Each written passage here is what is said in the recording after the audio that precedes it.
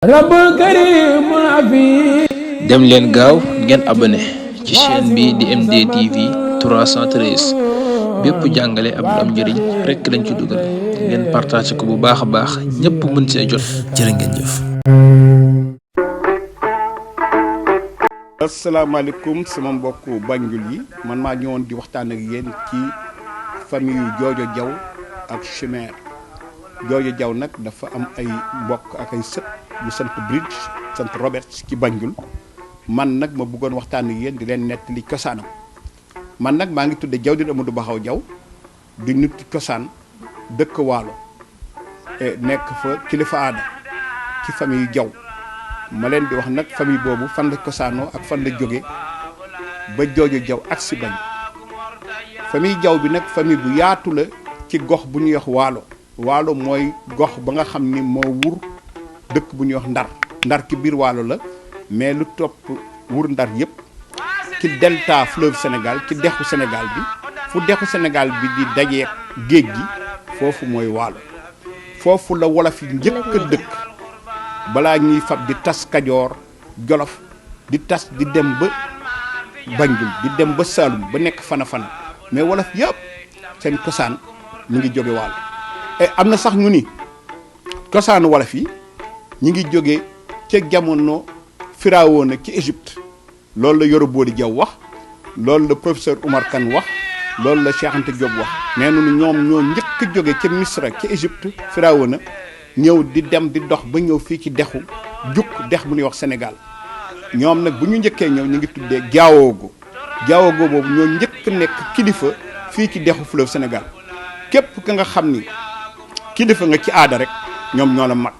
bu leen fàttali la tam ni Njaajaan Njaay keroog bu muy feeñ ci dëkk bu ñuy wax Mengeñ Booy moom ci bopp Njaajaan Njaay boobu ku ñuy wax Laman Jaw moom moo ko feeñal jox ko turu Njaajaan Njaay kon nag Njaay ba nga xam ni ñoo nekkoon buur ba Jolof Njaay ba nga xam ni ñoo nekkoon sax ay buur Saalum ñu sant Njaay Njaay ya nga xam ni ñoo nekkoon buur Siin ñoo ñëpp seen maam ñi ngi sotoo ci Njaajaan Njaay te Njaajaan Njaay boobu Laman Jaw moo ko jiitu woon ci réew kon Laman Jaw askan wu yàgg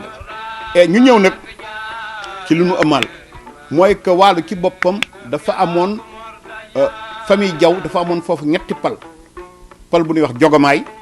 Jawdin ak Maalo ñooñu sant ñu Jaw ñoo amoon pal gi ci wetu buur bu ñuy wax Brag bi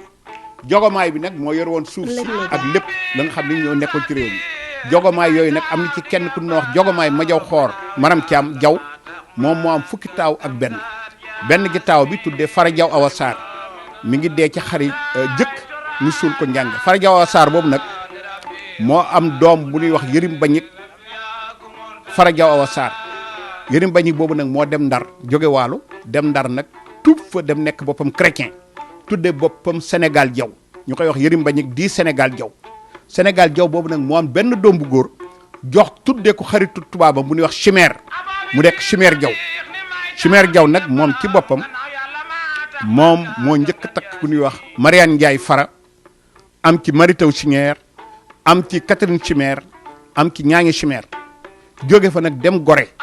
takk fa benn femme goréenne bu ñuy wax Marie Violette am ci Pierre Jaw